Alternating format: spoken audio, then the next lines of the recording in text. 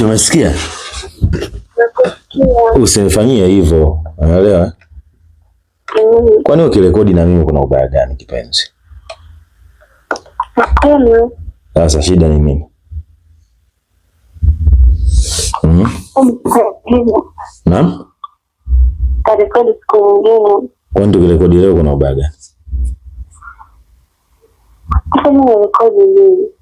Sasa wewe si unanisikiliza mimi ambacho nataka ni kwani siku nyingine waga tunarekodi nini? Si nakupigia tunarekodi hata kama waga sikwambii, lakini mimi si waga ninarekodi. Yaani leo tu nikarekodi na wewe, yani kuna ubaya gani? Wewe unapata shida gani? Kuna jambo umetaka tulizungumze? Kuna kitu nataka tukizungumze? mpaka kikozi kinanikamata.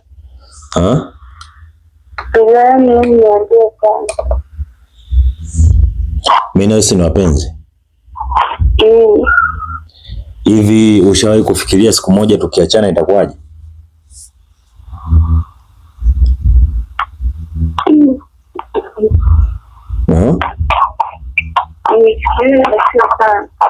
Ushawahi kufikiria? Na wakati unafikiria ilikuwaje?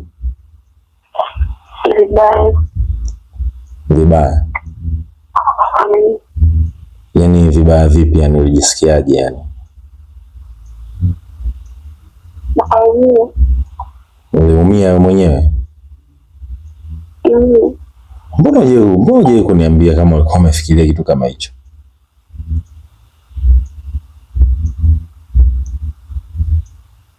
Yaani ilikuwaje mpaka ukawa unafikiria hivyo? Ilikuwaje mpaka unakaa unafikiria hivyo?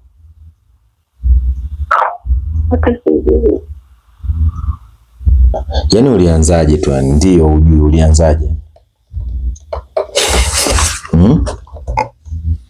Yaani wewe uliona nini yani? Yaani ulipata hisia gani yani mpaka ukasema mimi hivi ikitokea nitaachana na huyu mtu itakuwaje? Yaani ilikuwaje yani?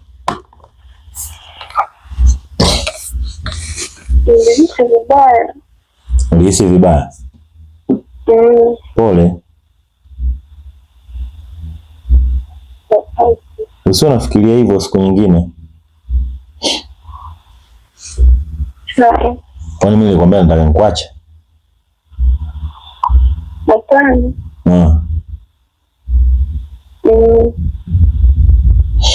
Sasa mimi nishawahi kufikiria kuachana, lakini sikufikiria kuachana kwamba nitaachana na wewe. Nilifikiria kuachana, kuna siku rafiki yangu mmoja alinipigia story yake baada ya kuachana na mpenzi wake. Naelewa. Na of course ilikuwa experience nzuri kwa sababu jinsi walivyoachana na namna maisha yao walivyokuwa wanaishi na jinsi walivyokuwa wanapendana, of course ni kitu ambacho kinaumiza. Unajua mimi na rafiki yangu, si kama nishawahi kuambia kuhusu rafiki yangu, lakini na rafiki yangu ambaye of course alikuwa na mwanamke wake ambaye alikuwa anapendana sana. Unaelewa? Na walikuja kuzinguana yani kwa sababu ni ya maisha, yani sababu ilikuwa ni maisha tu.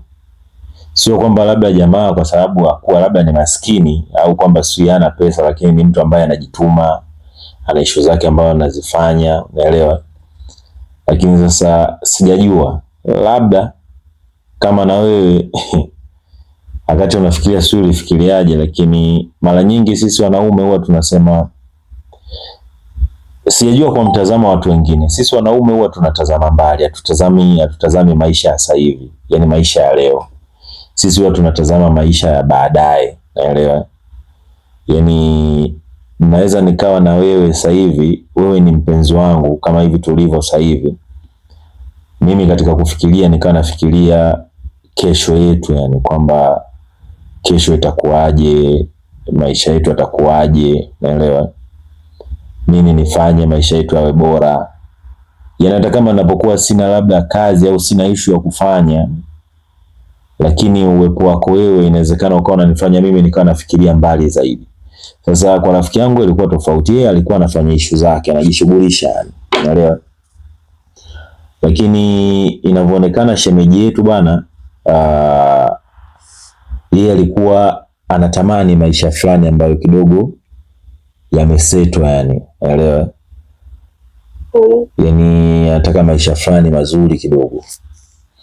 Sasa of course jamaa alikuwa anapambana na anampatia pesa hizi na nini za matumizi. Unaelewa? Na alishawahi kutaka kufanya biashara, jamaa akamfungulia biashara. Unaelewa? Lakini huko kwenye biashara yani watu wakaanza kumuona. Ndio maana hata mimi huaga nakuuliza yani. Huko kazini vipi? Watu kama wanakusumbua niambie. Unaelewa? Kwa sababu mimi huwa ninaelewa yani kama hivi tuko mbali hivi.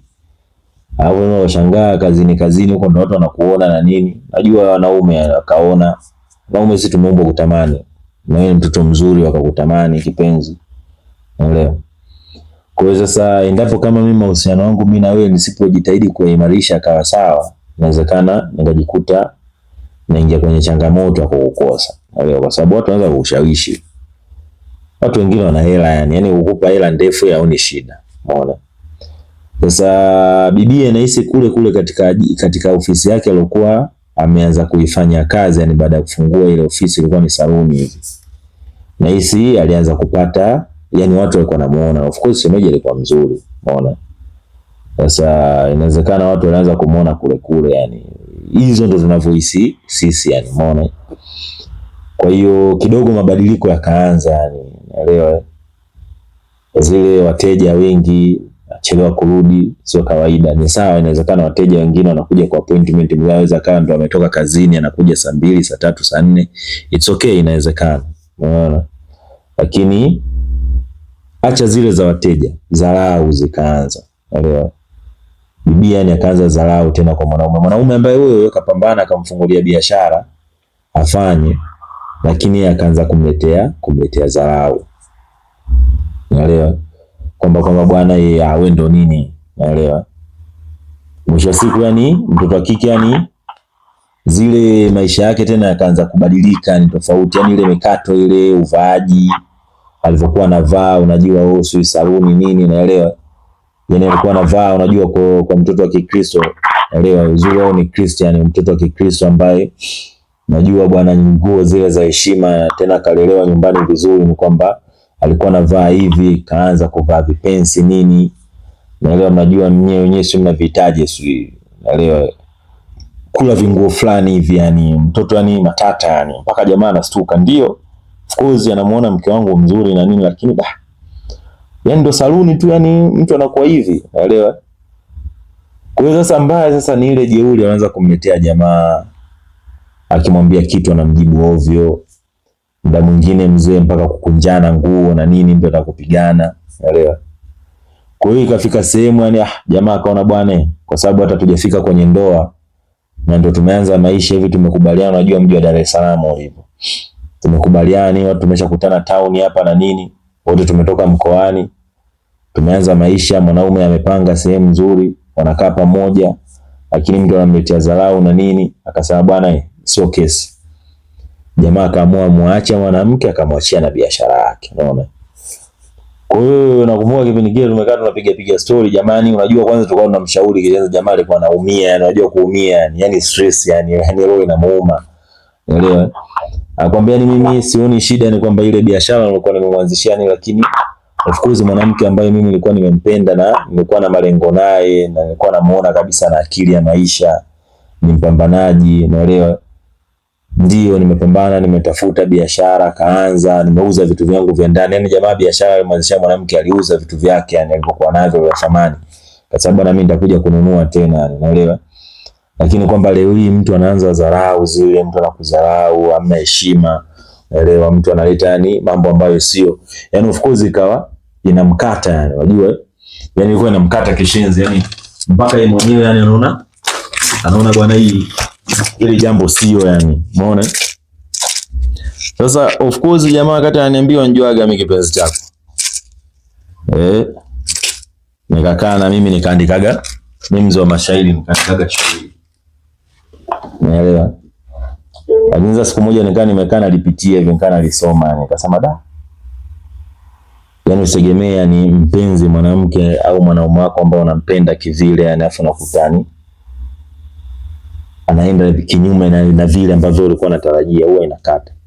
Sasa sijajua kwa nini wewe ulikuwa unawaza, yani ilitokea nini mpaka ukawa unawaza yani kwamba mimi nikiachana na huyu mtu nini, umeona nini?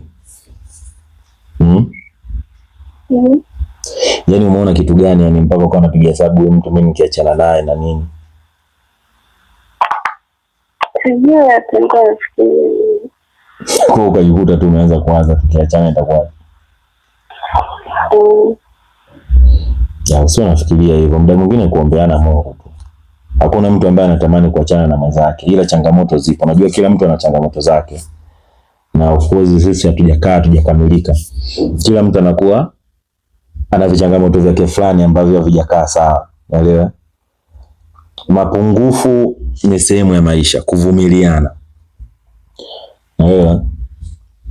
Ndio mimi napenda ni utakapoona kwa mfano kuna changamoto tu mimi niambie, yani bwana hapa aje kuna jambo ile halijakaa sawa. Unaelewa? Kuna jambo ile halijakaa sawa, bwana sijapenda kitu hiki na hiki. Unaponiambia mimi naelewa ni kwamba ni sehemu gani nibadilike, sehemu gani nibadilishe. Unaelewa? Utakapoona mimi sijakaa fresh unaniambia. Mimi nitakapoona hujakaa sawa mimi nitakwambia. Unaelewa? Na rafiki yako ananipigia siku na nini? Unaelewa? Sasa wao kusomea hata shairi basi kidogo naye. Na utaki. Kurekodi utaki, hata shairi nao utaki kusikia. Nakusikiliza. Nakusikiliza. Na unasikiliza vipi sasa? Hii shairi niliandika ilikuwa inaitwa Mwisho wa Mapenzi. Mwisho wa nini? Mwisho wa mapenzi. Sema tulianza kwa tabasamu, mioyo ikicheza kwa furaha. Ahadi zikapambwa kwa maneno matamu ya raha. Mikono ikishikana kama hatutaachana milele. Lakini leo tumebaki kimya, kila mmoja kivyake peke yake. Mapenzi yalikuwa moto, yakawaka kama jua la mchana. Lakini upepo wa maneno ukayageuza kuwa majivu ya jana. Tuliahidiana kusimama, dhoruba zikaja kwa nguvu. Sasa tumetawanyika kama moshi uliopotea angani juu. Nilikuona dunia yangu, wewe ukaniona tumaini. Lakini polepole tukajenga ukuta wa mashaka moyoni. Tulizungumza bila kusikiliza, tukasikia bila kuelewa, na penzi letu likafa taratibu bila hata kuaga. Kuachana si chuki, ni wakati mwingine kukubali kwamba mioyo miwili haiwezi kulazimishwa kukubali. Ni bora kuachia kwa heshima kuliko kuumizana, kuliko kubaki pamoja tukiteketezana. Na kutakia safari njema popote utakapoelekea. Ukipata atakayekufaa, moyo wako utulie na kucheka. Mimi nitabaki kukukumbuka kama nyota za usiku. Zitaangaza kimya kimya, japo hatutakuwa pamoja tena milele.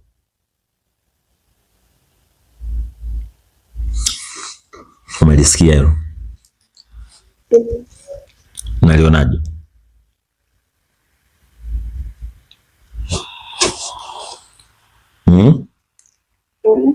Komenti yako hapo unalionaje?